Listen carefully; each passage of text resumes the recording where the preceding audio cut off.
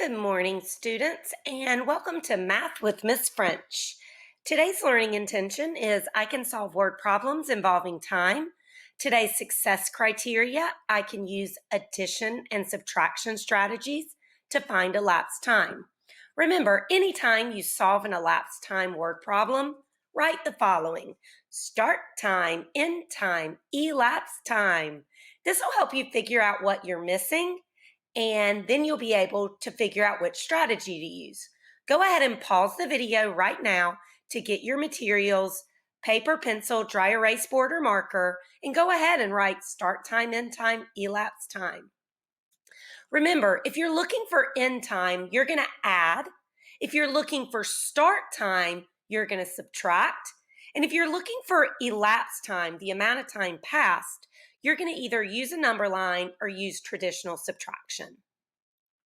Miss Hardy went shopping at the store at 7:20 p.m. She finished shopping at 7:45 p.m. How long did she shop for?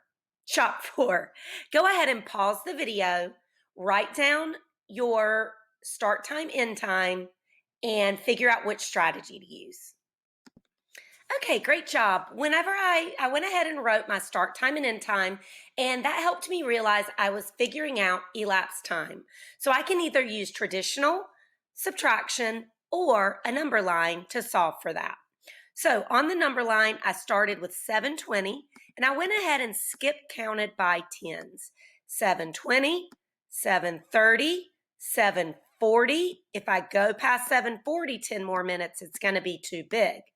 Then, so I knew I had only a little bit till 45. So I said 41, 42, 43, 44, 45. I saw that those were 5 hops. These were 2 tens. 10 plus 10 plus 5 means that Miss Hardy shopped for 25 minutes. I can also check with that subtraction. 5 minus 0 is 5. 4 minus 2 is 2.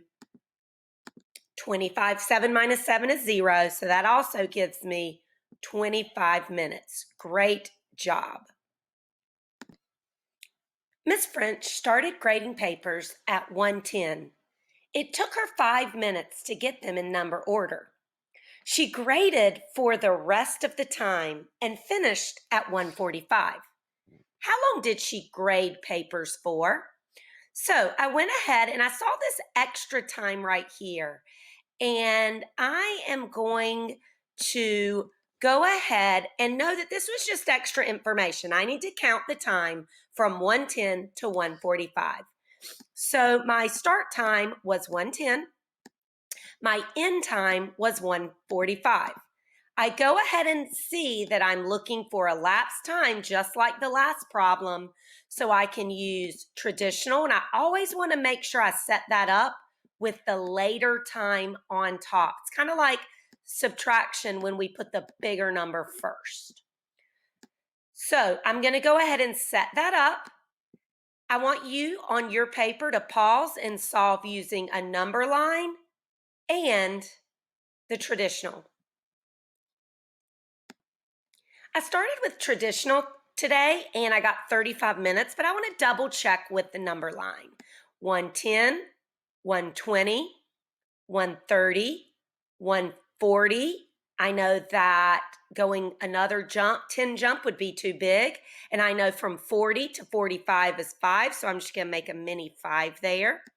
Ending at 145, then I can count my hops. I have 3 tens. All 3 of these are 10s, so that's 10, 20, 30, plus 5 more. Miss French graded papers for 35 minutes. One more problem, you're doing great. Okay, go ahead and write start, end, and elapsed time. And I noticed this problem has an extra step, so let's read it, let's talk about it.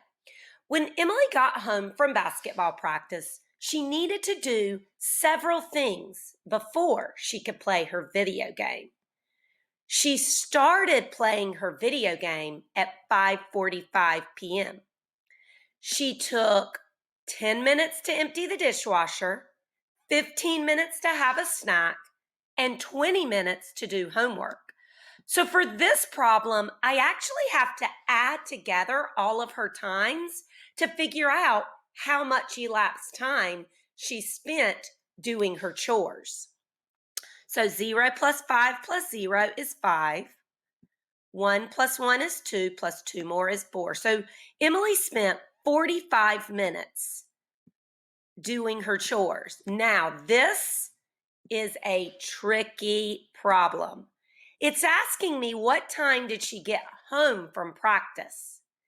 And she had to do these things before she could play her video games.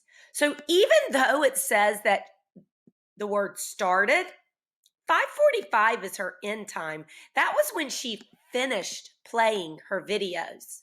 So for us to figure out how much when she started her chores, because she started her chores right when she got home from basketball, we're going to actually have to go backwards and calculate start time. So we're going to go ahead and set that up for traditional subtraction. I'm going to make sure that I line up those minutes, and then I'm going to subtract. This is why we always want to make sure we write our start time, end time, elapsed time, and really analyze the problem, because we have to pay close attention to what the problem's asked. So when I subtract the 45 minutes of chores from 5:45, I see that she got home from practice at 5 o'clock. She did all her tasks until for 45 minutes, and then she started playing her video games at 5:45. Great job, guys. Head over to the classwork tab to solve your exit slip for the day. Don't get tricked. You are becoming masters at elapsed time.